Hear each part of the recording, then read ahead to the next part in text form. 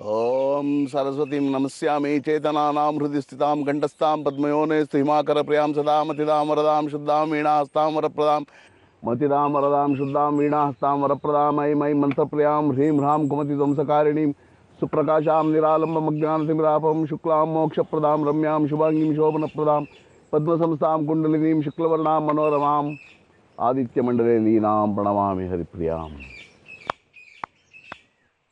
ಬಾ ಬಾ. ಇನ್ನು ಎಷ್ಟೊತ್ತಾಗುತ್ತೆ ಹೇಳೋಕ್ಕಾಗಲ್ಲ. ನಿಮ್ಮ ವಿರೋಧಿ ಸಾಮಾನ್ಯನಾಗಿದ್ದರೆ ಚೌಡಿ 10 ನಿಮಿಷದಲ್ಲಿ ಬಂದು ಬಿಡ್ತಾಳೆ. ಒಂದು ಪಕ್ಷ ನಿಮ್ಮ ವಿರೋಧಿ ನಿಮಗಿಂತ ಶಕ್ತಿವಂತನಾಗಿದ್ದು ಕ್ಷುದ್ರ ಶಕ್ತಿಗಳಿಗೆ ಮಾಹಿತಿ ಸಿಗಬಾರ್ದು ಅಂತ ತಡೆ ಒಡ್ಡಿದ್ರೆ ಅದನ್ನು ಭೇದಿಸೋದಕ್ಕೆ ಸಮಯ ಬೇಕಾಗುತ್ತೆ. ಅಂದ್ರೆ ಖಚಿತವಾಗಿ ಇಂತಿಷ್ಟೇ ಸಮಯ ಅಂತ ಹೇಳೋದಕ್ಕಾಗಲ್ಲ. ನಿಮ್ಮ ವಿರೋಧಿ ದುರ್ಬಲನಾಗಿದ್ದರೆ ನಿಮ್ಮ ಕೆಲಸ ಬಹಳ ಸುಲಭ. ಚೌಡಿ ಬಂದು ಕೆಲಸ ಮಾಡ್ತಿದ್ದಾಳೆ ಅಥವಾ ಇಲ್ಲ ಅಂತ ತಿಳಿಯೋದು ಹೇಗೆ? ಈ ನಿಂಬೆ ಹಣ್ಣು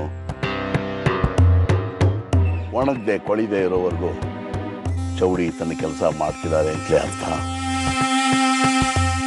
ಕಾರ್ಯ ಸಫಲ ಆಯಿತು ಅಂದರೆ ಈ ನಿಂಬೆಹಣ್ಣು ತನ್ನಿಂತಾನಾಗೆ ರಕ್ತವರ್ಣಕ್ಕೆ ತಿರುಗುತ್ತೆ. ವ್ಯಕ್ತಿ ಆಗಿದ್ರೆ ಹೆಸರು, ಸ್ಥಳವಾಗಿದ್ರೆ ಊರಿನ ಹೆಸರು ಇಲ್ಲಿ ಕಾಣಿಸ್ಕೊಳ್ಳುತ್ತೆ.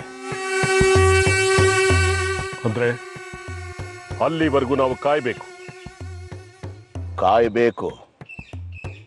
10 ನಿಮಿಷವಾಗಬಹುದು, 10 ಗಂಟೆ ಆಗಬಹುದು, 10 ದಿನವಾದರೂ ಆಗಬಹುದು.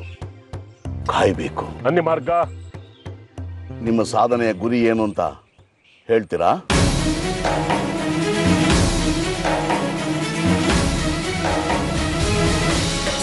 ಕಾಯ್ತೀನಿ.